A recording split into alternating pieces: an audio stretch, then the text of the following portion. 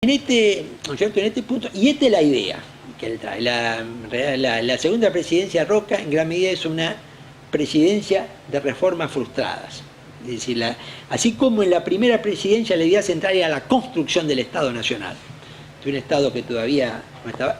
En la segunda presidencia, diríamos, su idea central es la reforma de ese Estado que ya está construido y para poner en este contexto la reforma educativa de la segunda presidencia o el segundo mandato, ¿no es cierto? Él tiene una idea de reforma educativa. Hay que conectar el sistema educativo con el mundo del trabajo, vamos a algunos detalles de esto.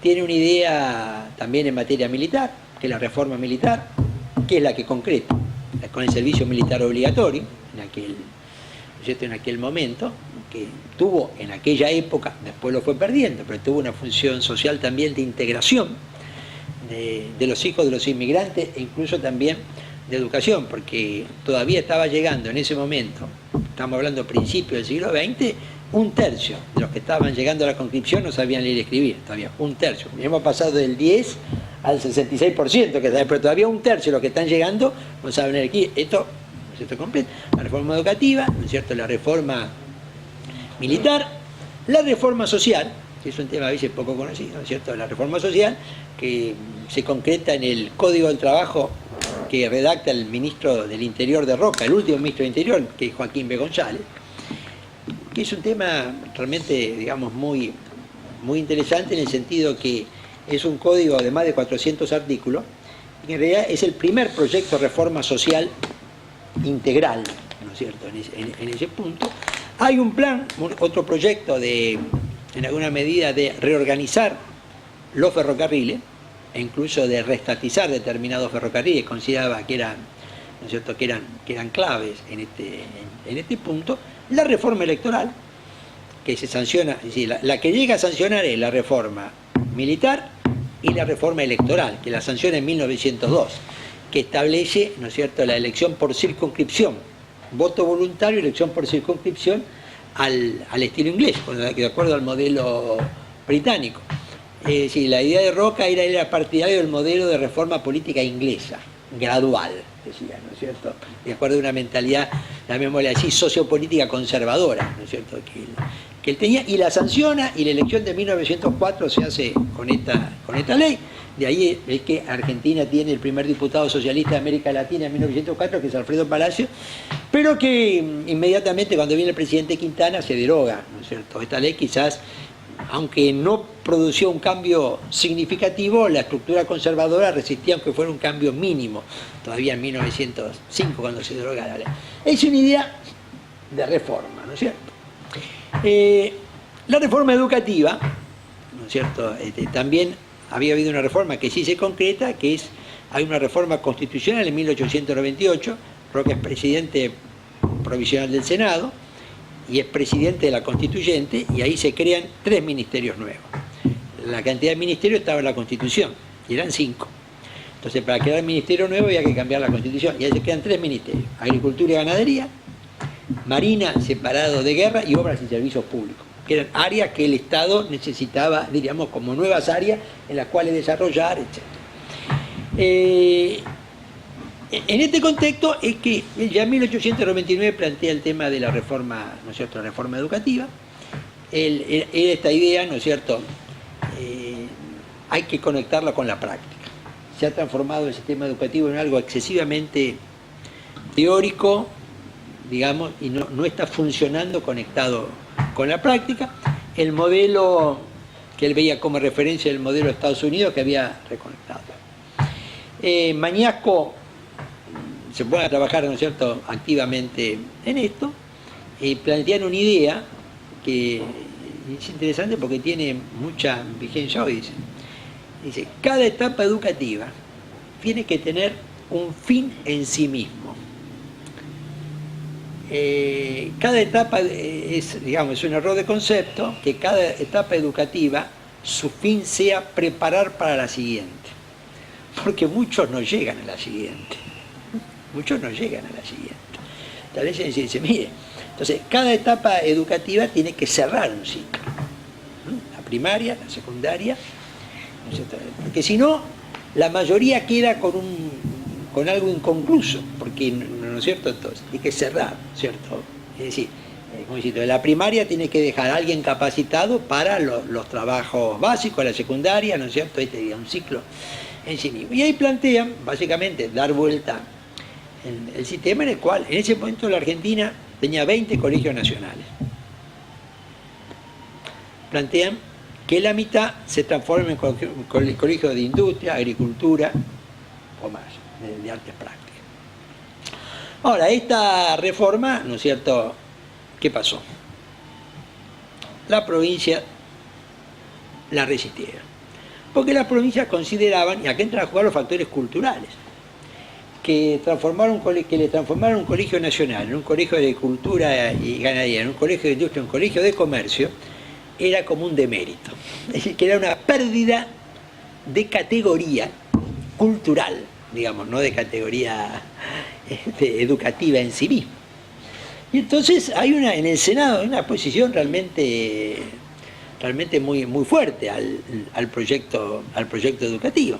Y acá uno puede observar muchas veces cómo los factores culturales condicionan los factores educativos, y que la educación en sí misma pierde la prioridad y pierde el sentido porque hay otros factores que entran, ¿no es cierto?, entran a jugar.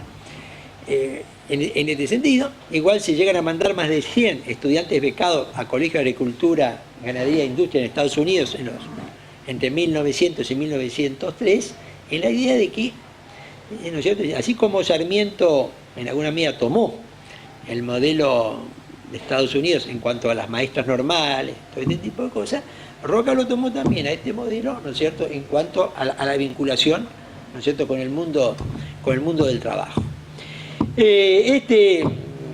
Y como insisto, la oposición de las provincias por razones culturales es lo que frena el proyecto de esta reforma educativa. Con todo, digamos, hay una serie de cosas. Por ejemplo, la creación de la Escuela de Lenguas Vivas, porque ahí también, esto lo dice Roca en su mensaje en 1900 o 1901, dice, tenemos que estudiar las lenguas vivas, dice, ¿no? Es decir, el latín, el griego, todo esto que él había estudiado como alumno, ¿no es cierto?, en el colegio de Concepción del Uruguay.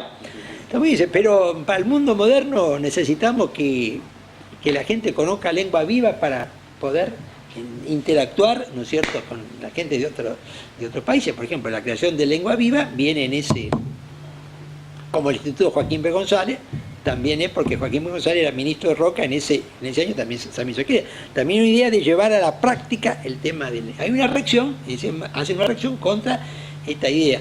Los críticos siempre acusaban el positivismo, ¿no es cierto? Acá están detrás de los valores positivistas, detrás de las cosas con interés inmediato, y están perdiendo, los que criticaban, están perdiendo de vista el modelo cultural global, ¿no? Hay otra, esta discusión vuelve a plantearse en 1915, y es muy interesante, ya en la presidencia de Victoriano de la Plaza, con Carlos Saavedra Lama, ministro de Educación, que tras un viaje por Europa, está en Inglaterra, Estados Unidos, a él lo nombran ministro, digamos, de Educación, y él también plantea un proyecto de reforma educativa donde separaba en 4 etapas la educación. Retoma esta idea, cada etapa tiene que tener un fin en sí mismo. Hay una primaria básica de 4 años, una primaria inmediata de otros 4 años, la secundaria, ¿no es cierto?, y la universidad. Bueno, lo de Saavedra Lama también, vamos, como lo Roca, bastante influido por el modelo anglosajón y en alguna medida como reacción al modelo francés, ¿no es cierto?, educativo. Pero también la reforma de Saavedra Lama fracasó, encontró una resistencia cultural, y esto, ¿no es cierto?, se retrocedió. De cualquier manera hay un desarrollo educativo en esta segunda presidencia de Roca realmente muy fuerte con lo que son los territorios nacionales. Los territorios nacionales son, ¿no es cierto?, los territorios que se habían ocupado a partir, ¿no es cierto?, de 1879 y que no se habían constituido en provincias, que se habían constituido en territorios que dependían directamente del Estado Nacional, que en términos de territorio era la mitad del país, porque es lo que tenemos: La Pampa, Neuquén, Río Negro, Chubut, Santa Cruz, ¿no es cierto?, Tierra del Fuego, más Chaco y Formosa, más La Puna, que era otro territorio, si usted en el mapa. Ahora, esto de los territorios nacionales, que también fue una idea de Roca, ¿a qué estaba apuntando? A fortalecer el Estado Nacional. Porque en realidad el Estado Nacional tenía la jurisdicción propia sobre la mitad del territorio, aunque era una mitad del territorio muy poco poblada. Bueno, cuando uno mira los números de la estructura educativa en los territorios nacionales, ahí donde el salto es, voy a decirlo en alguna medida de memoria, pero por ejemplo, cuando Roca llega en 1900, hay exactamente 199 alumnos y 23 escuelas. 199 alumnos y 23 escuelas en todos los territorios nacionales. Ya en 1903 los alumnos son casi 30.000 y las escuelas llegan a 200. No sé si es un salto, ¿no es cierto?, en este momento.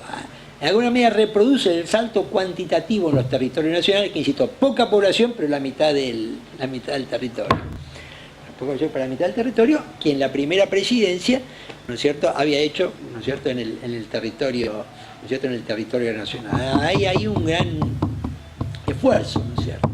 Ahí donde aparece también, y volvemos en alguna medida al tema que queda pendiente de las relaciones con la Iglesia, porque está el impulso, pese a que Roca es un fuerte, ¿no es cierto?, impulsor de la educación estatal, también él introduce a los salesianos en la Patagonia, es decir, le da un espacio también a la educación privada.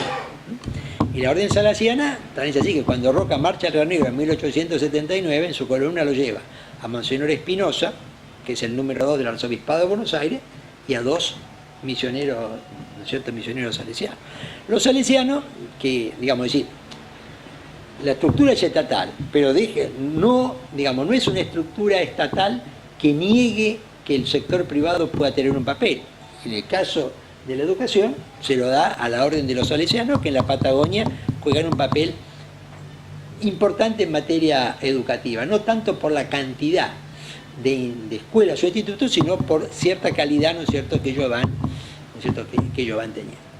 Los salesianos, digamos, es la parte donde Roca se conecta con el papel, con el privado. Y ¿no es cierto?, en este punto, bueno, me debí un poco, tiene que ver con la educación, que tiene que ver también con el conflicto con la Iglesia. Los salesianos con Roca juegan un papel, digamos, importante incluso en la reanudación de las relaciones con el Vaticano, ¿no? Es decir, el tema de Don Bosco con la Patagonia. Don Bosco, el fundador de los salesianos, ¿cierto?, el italiano, es un hombre que tuvo unos 200 sueños, visiones donde él...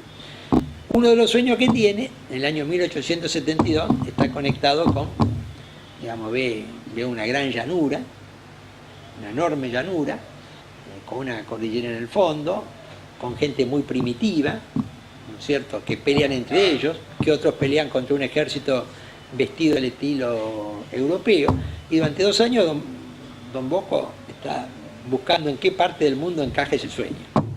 Hasta que en 1874 acaba de asumir en Avellaneda, y un cónsul italiano, un italiano que representaba a Argentina, porque, ¿no es cierto?, en gran medida el cuerpo consular no se desarrollaba con diplomáticos profesionales, sino que se desarrollaba con gente del lugar. Le propone a Don Bosco que, ¿no es cierto?, venga, que por qué no va a misionar en la Argentina, que el presidente Avellaneda está buscando, ¿no es cierto?, que tenía una visión más católica de la educación que Roca, ¿no es cierto?, en ese tema. Y ahí Don Bosco conecta el sueño de 1872 con este mensaje que lo había estado buscando ¿no es cierto?, en el mapa. Bueno, y ahí juega, ¿no es cierto?, un papel. Inclusive hay una anécdota que es interesante. En el peor momento, ¿no es cierto?, en el peor momento del conflicto con la Iglesia por la ley 1420, en 1884, el Papa lo designa a un salesiano, Monseñor Cagliero, que es el primero que llega a la Argentina, en 1877, lo designa obispo de Mágida, que es una ciudad de Asia Menor. En realidad lo designaba obispo de la Patagonia, pero lo encubría con una ciudad de Asia Menor, de un obispado ya en ese momento inexistente. Entonces,